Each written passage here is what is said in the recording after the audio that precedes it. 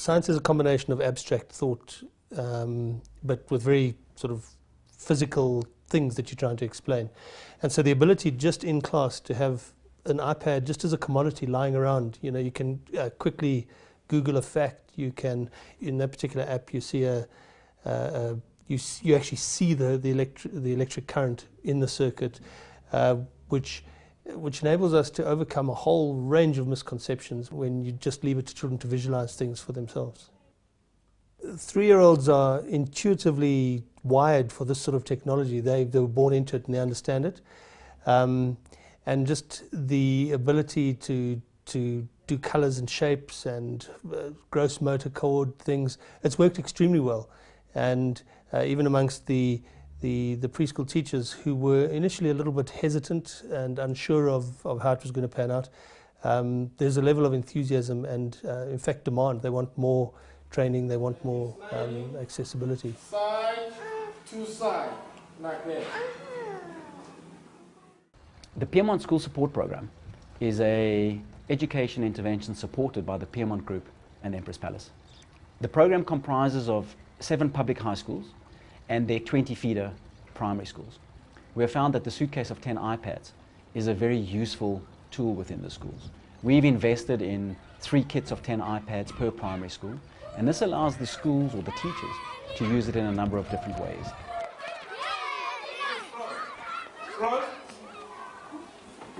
At the moment, about 320 learners have interacted with the iPad.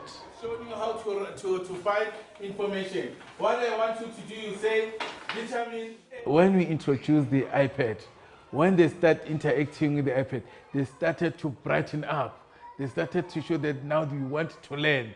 And also from that, they started to reproduce more effectively what they have learned.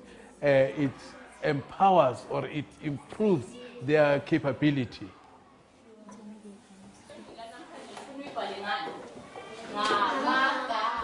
Normally, they had problems in subtraction, others. So if you use iPads, they have like the apples, they can calculate using apples, subtract apples from apples, rather than writing numbers 4 minus 2. So it's more easier because they use the objects. They can see the apples, they can cancel the apples, they can count what they see rather than counting, memorizing things they don't see. It has reduced a lot of absenteeism because no one wants to miss an iPad class.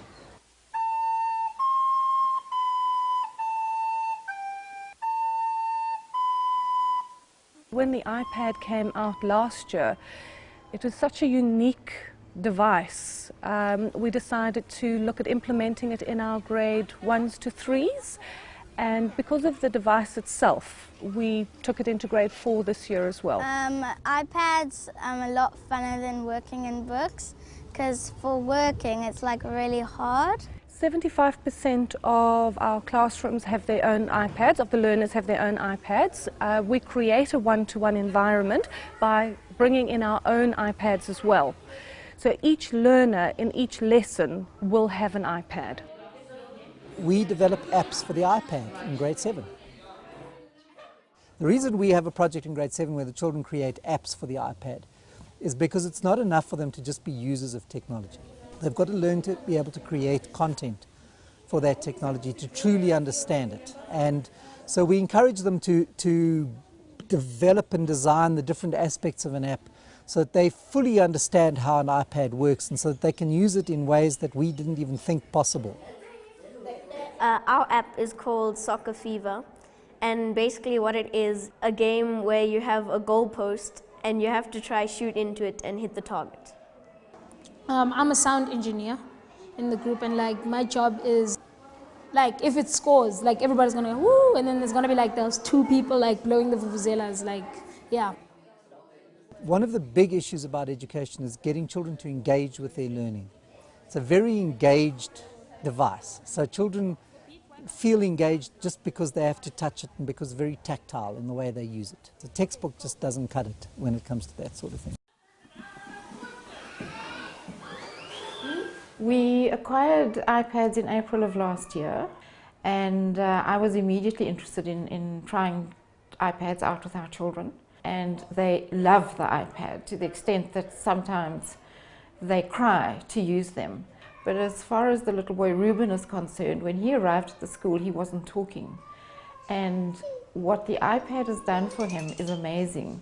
And for a little boy to progress from being non-verbal to now speaking in sentences is an amazing feat. Show mommy the donkey, touch the donkey.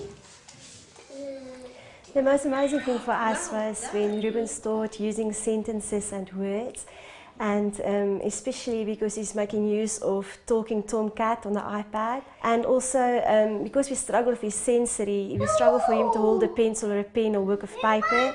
We find apps on the iPad that he can use his fingers, so he can also learn how to write and draw and colour in. And we also find like this helicopter game that he plays that teaches him hand and eye coordination, which we think is amazing. And now you must tell him where to go.